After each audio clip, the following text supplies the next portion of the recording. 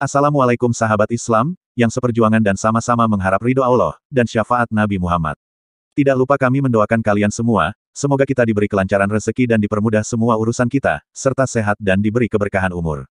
Kami di sini akan sedikit bercerita tentang keutamaan sahabat Nabi yang bernama Abu Bakar dan Umar.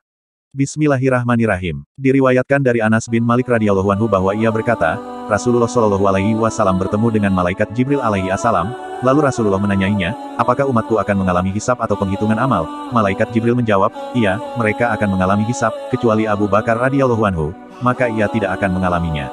Kemudian dikatakan kepadanya, hai Abu Bakar, masuklah ke dalam surga. Kemudian Abu Bakar menjawab, aku tidak akan mau masuk ke dalam surga kecuali bersama dengan orang-orang yang mencintaiku di dunia. Jawab malaikat Jibril sambil menjelaskan keutamaan sahabat Abu Bakar kepada Nabi Muhammad. Berdasarkan hadis ini, ada sebuah cerita dengan sanad yang bersambung kepada Anas bin Malik radhiyallahu anhu bahwa ia berkata, suatu ketika kami sedang duduk di dekat Rasulullah Shallallahu alaihi wasallam, tiba-tiba ada seorang laki-laki dari golongan sahabat mendatangi dan menghadap Rasulullah, dengan kondisi kedua betisnya berdarah. Lalu Nabi bertanya, apa yang telah terjadi dengan kedua betismu?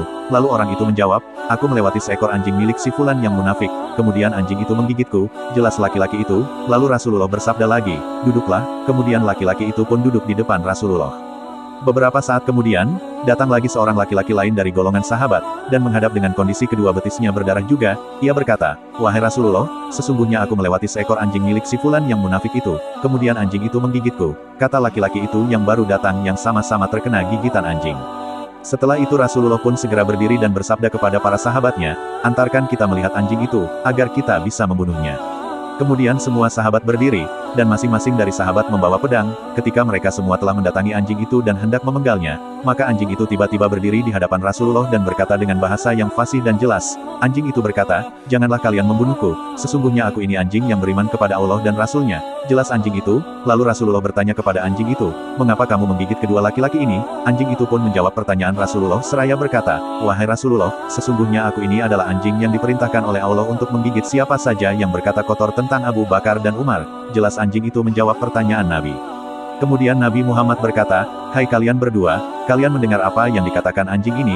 Dua laki-laki itu menjawab, wahai Rasulullah, sesungguhnya kami bertaubat kepada Allah, dan minta maaf kepada Rasul-Nya, segala puji adalah milik Allah.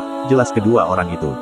Pelajaran yang bisa kita ambil adalah, jangan sekali-kali kita merendahkan atau mencaci, apalagi sampai menghina para sahabat Nabi, karena mereka adalah golongan ahli surga yang kelak akan memberikan minuman dari air telaga Rasulullah. Jika ada yang menghina beliau semua, berarti lebih parah daripada anjing yang telah diceritakan oleh para ulama dalam kitab Usfuriyah.